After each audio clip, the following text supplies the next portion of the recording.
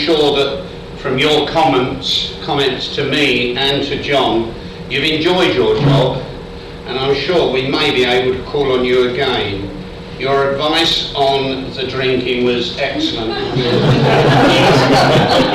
will carry on tonight. Fortunately, Doug was the one that got us in on the alcohol with his tablets, and it's gone down with the approval of the doctor. I now come to John on my left, a big man with a big heart, so dedicated to ensure that you were all looked after, which has been evident throughout this trip. I only met you 2 weeks ago, John, but I can honestly say it has been a real pleasure working alongside you, such a dedicated and very informative guy. I would certainly choose to work alongside you again, and I'm sure Chartres would like to thank you also for the little extra jobs that he's given you during the trip. I have left... No, you stay. More to come. I have left our Burmese Johnny. There was several Johnnies, as you said earlier, that John and everyone jumped, but Johnny didn't because, well, what can I say? I left him to last, and I wanted you to clearly hear this, or what I've got to say. Without him, none of this would ever have been possible. Johnny, you've been superb. Your connections to get us into the Brown area was a miracle. Your info of the present day of Burma, compared to 60 years ago, was actually super. Thanks for all the interesting and delicious meals you organised, the transport you organised, especially the boat, including the additional furry pets for our company. You've made this a most memorable visit to your most beautiful country.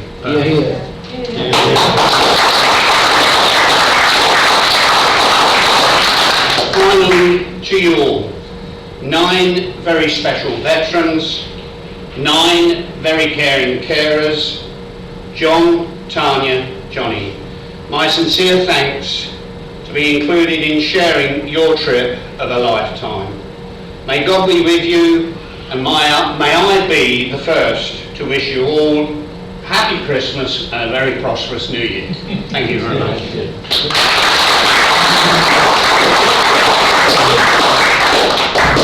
But I cannot sit here and let a past chairman of the Royal British Legion say a speech like that without saying thank you on behalf of me, on behalf of Johnny, Tanya, the carers and the veterans. And not because of what David said, but I met David 2 weeks ago, and when he told me face to face about his reason for being involved in the windows and the emotions that he has been through, which we saw in the cathedral today, I just took my hat off to him. He has done a fantastic job, not just for the British Legion, but also for the church in Memio, which you must get to see because the stained glass windows there are superb, and David has very kindly fixed those. He has fixed the windows in the cathedral here in Rangoon, and I know it won't be long before I hope to be back taking trips into Rangoon to show them the fixed rose window. And if I can have anything to do with that, I'm at David's service, because I think he has done a fantastic job in Burma, not just on this trip, not just on the last trip, but everything else, and also tied up with the emotion of that. So, David, it's been a privilege of me to be able to come out with you, and I hope to work with you again. And I'd like you all to stand and give a toast to David, and the project is soon be finished. David. To David. Thank you. And my final toast is to stay standing apart from the veterans and to drink to those 9 superb gentlemen we have here The veterans. The veterans. Can we join?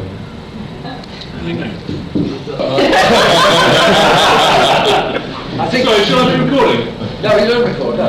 I think someone, on behalf of all the group, ought to mention there were 4 at the top of the note. I'm simply going from the right to the left because it makes me remember names. And being a poor old pensioner, I find it difficult. John, David, and Johnny, who's not there, and Tanya. I didn't realise until we came here how difficult it is to organise things in Burma.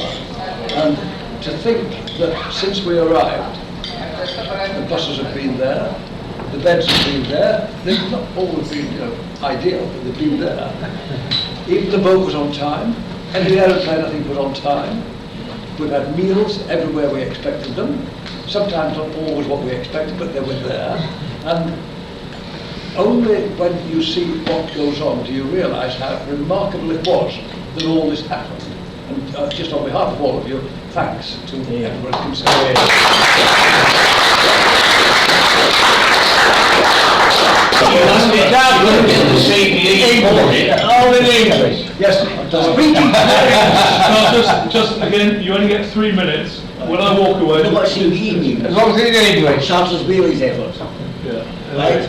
When you're ready. No, they what have I to do? Put that to the side. Charles Bailey, they told me to say the name, who I am.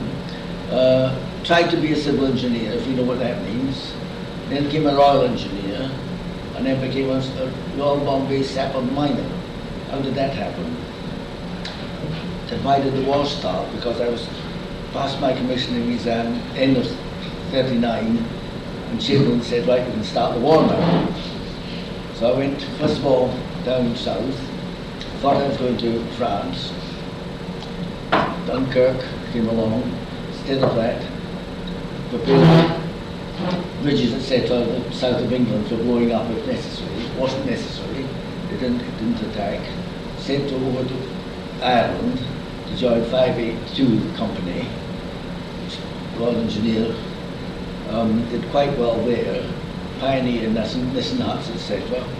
And then all of a sudden, and then it made me captain, second in command. A few weeks after that, I was from out of the blue, I was ordered to go to India.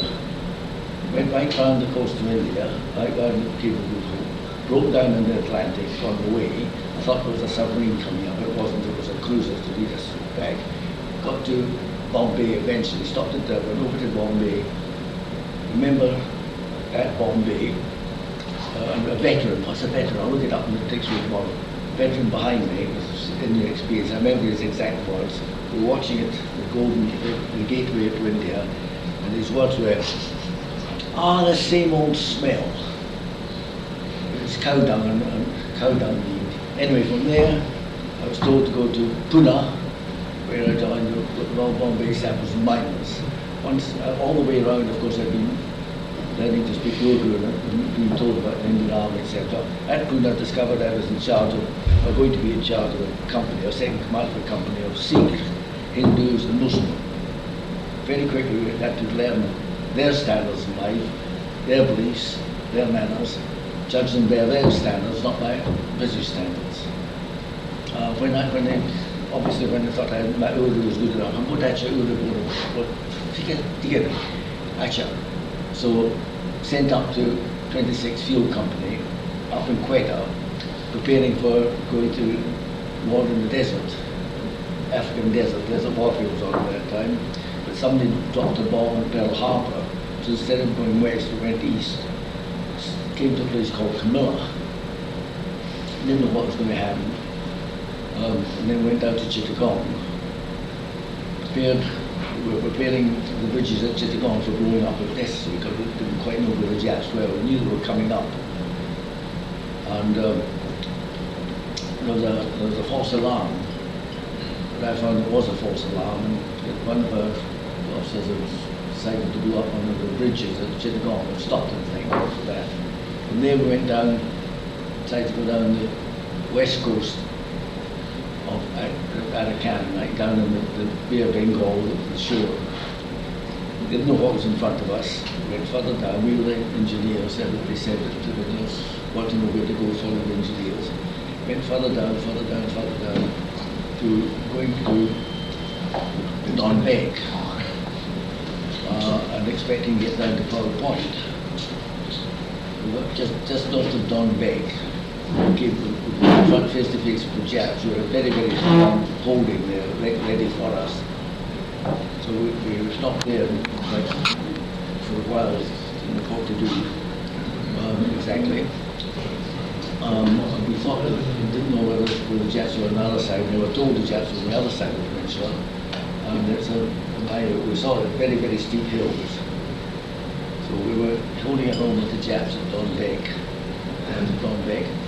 and I was going up on a survey up the hills to see if there was a way over for us to get to the other side, if necessary, for two reasons. See if there was a way over the hills for us to go, but also see if there was a way over the hills for the Japs to come over and get behind us. When I was up the top of the hill, I was looking for, it was very difficult getting up, and didn't think we could get the mules up anyway, so we just moved mules at that time. There was a long path at the top of the hill, which I followed, thought this might be the way, and came across some droppings along the path, and I came to the end of the path, and there was a steep slope down, cleared, but obviously the elephant went along the ascent at the bottom and ran down, so that wasn't much good. But there were no gunners up to that time, and no aircraft. So shut up. For you, No aircraft support. etc.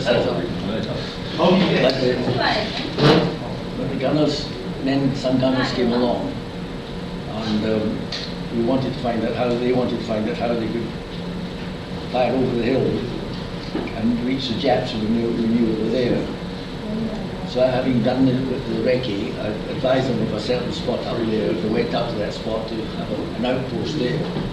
Who's in 323? excuse me, And they took over this observation post and decided eventually how they could go and fire at the Japs, which meant firing up in the air and letting the shell drop down on the other side. So they started that at one time, but unfortunately the shell went up there, hit the whole observation post and killed their own men. That's what. There was two other things I'd like to say. On the way down, we'd picked up a couple of geese for Christmas. It was getting near Christmas. But by the time that comes there, they were the family, the pets, the company pets. There was no way we could have them for Christmas. And one was called now by now Hill Build, another was called Hortense. We were in trenches, of course, old trenches. And my trench was a trench covered with canvas, and Hortense for some reason or other became pregnant. And laid 3 eggs. She stayed at the top under the canvas above me, laid these 3 eggs. And I was very unpopular because I took one of the eggs and had them for breakfast at one time. That was very unpopular. Yes, I did. I'm sorry about that. Don't put that down in the record, please. Anyway, I was ticked off about it, and Hortense was sitting on these eggs. And so we sent back a report to the Blackleaf Brigade in quarters. I said that this company was not in a position to move until this operation was complete. You see what I mean? Till the egg hatched. I've got that in writing, and I got an acknowledgement from the brigade major. Because by this time, the brigade knew that we had these pets, or they weren't so much pets, they were part of the company, because they were very good guides and sentries. Put the face flat on the ground and went up to you. Right. But these trenches we haven't got some. Well, I told you we hadn't any air support or anything. The Japs came over daily, and quite often anyway. And the strategy was to a fighter in front and a bomber behind. and he staffed us with bullets in the first instance. By this time, of course, we knew they were coming deep down in the trenches, lying flat. He staffed it, and then he dropped a number of bombs. This happened time and time again. But this particular occasion, I was flat in the fence, the bomb came down, knocked me out, completely knocked out. And the fence was covered with camouflage, which went to light. When I came to, my legs were burning like hell, so I struggled out and got sometime away and lay down again. Painfully, my legs, I was still a wee bit dazed. And then I got up because my troops had come, my Indian troops had come and started digging me out because my helmet, topi was on top of the trench. And then they thought I was down there. All of a sudden, this apparition appeared behind them. And they got something surprised. They didn't know whether I was dead or alive, or what I was. That was it. Anyway. Thank you very much. I've got much more to say. Is that too much? I beg your pardon. All I would say to you, John, is I wouldn't like to work many 3 minutes for you. I mean, I've got my own back. Thank you. Very quickly. Hey, put that down.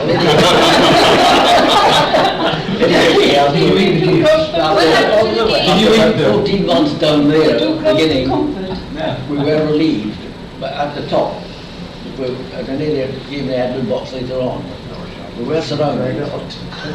But we managed to attack the Japs there, and by that time we had some gunners, and I think we needed a bomber, and it must have been successful because after we bombed and gunned their position, the air was full of vultures coming down, and they were there for about 2 or 3 days,